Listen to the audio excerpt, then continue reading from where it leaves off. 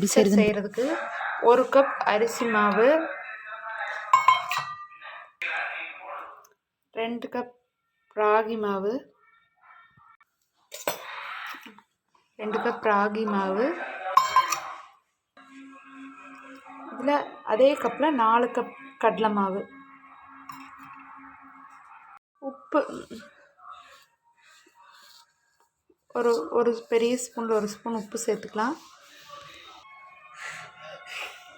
மிளகாத்தூள் 1 ஸ்பூன்,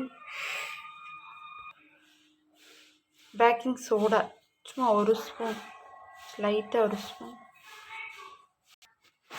பெருங்காயத்தூள் 1 ஸ்பூன். நல்லா மிக்ஸ் பண்ணிக்கலாம்.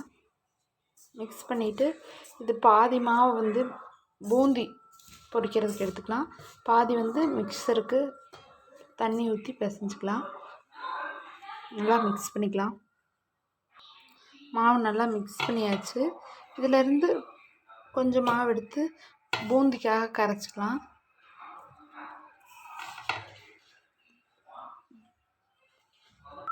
இப்போ மிக்சருக்கு பிணைஞ்சாச்சு. அடுத்து பூந்திக்கு மாவு நல்லா கரைச்சிக்கலாம். நல்லா தோசை மாவு பதத்துக்கு மாவு கரைச்சிக்கணும். இந்த மாதிரி பூந்தி கரண்டியில் ஊற்றி லைட்டாக இப்படி தேய்ச்சிட்டோம்னாவே நல்லா மொட்டு மொட்டாக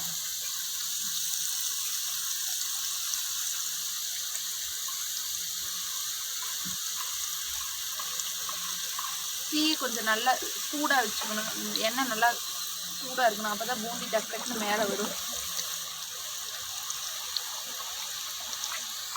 இப்போ நல்லா எண்ணெயோட சலசலப்பெல்லாம் அடங்கிருச்சு. இப்போ பூந்தி எடுத்துக்கலாம். பூந்தி பாருங்கள் எப்படி மொட்டு மொட்டாக இருக்குன்னு.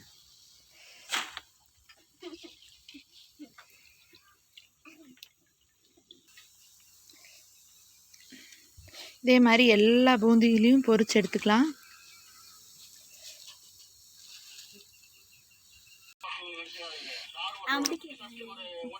அடுத்து ராகி மிக்சருக்கு மிக்சர் புளிகிற அந்த மிக்சர் குழலில் மாவு எடுத்துக்கலாம். ராகி மிக்சருக்கு மிக்சர் புழிஞ்சுட்டுக்கலாம். நல்லா எண்ணெய் சூடாக இருக்கணும்.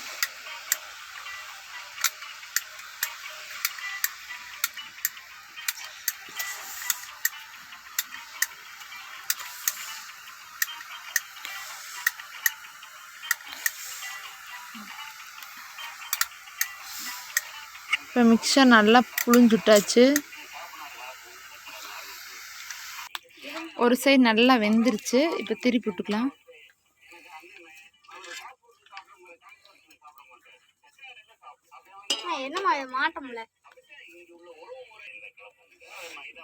நல்லா வெந்துருச்சு. இப்போ இதை எடுத்துக்கலாம்.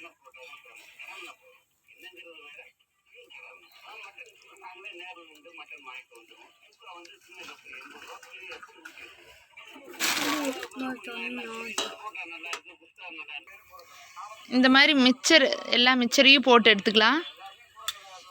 நல்லா அந்த எண்ணெயோட சலசலப்பெல்லாம் நல்லா அடங்கிருச்சு. அந்த இன்னும் சின்ன சின்ன எண்ணெய் அந்த மொட்லியெல்லாம் இருக்குது, அது போச்சுன்னா எடுத்துக்கலாம்.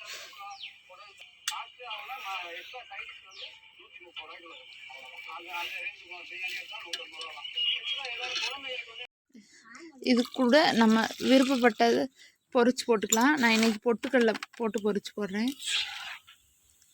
நிலக்கடலை, முந்திரி இந்த மாதிரியும் கூட பொரிச்சு போட்டுக்கலாம். இப்போ நல்லா பொட்டுக்கடலை நல்லா கலர் மாறிடுச்சு. இப்போ எடுத்துக்கலாம். எடுத்து அந்த மிக்சருக்கு மேலேயே ஒரு பேப்பர் வச்சுருக்கேன், அதில் போட்டுக்கலாம்.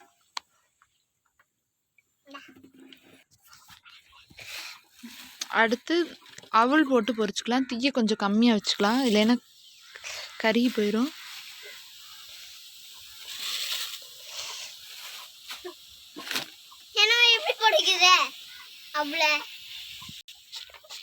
நல்லா பொரிஞ்சிருச்சு. அவளையும் எடுத்துக்கலாம்.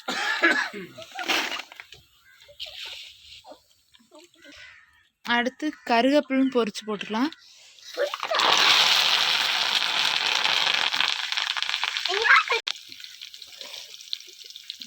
இதெல்லாம் அடுப்பு கொஞ்சம் தீயை குறைச்சிக்கிட்டு அப்புறமா செய்யணும்.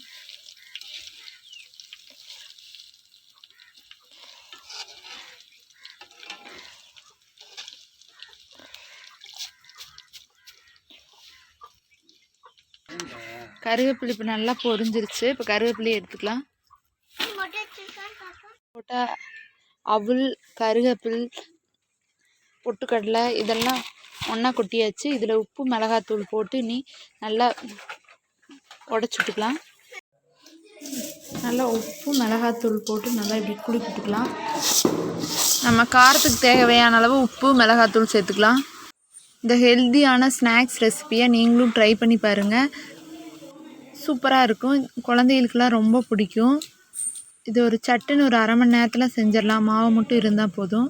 இந்த ரெசிபி பிடிச்சிருந்துச்சின்னா லைக் பண்ணுங்கள், ஷேர் பண்ணுங்கள், மறக்காமல் சப்ஸ்கிரைப் பண்ணுங்கள்.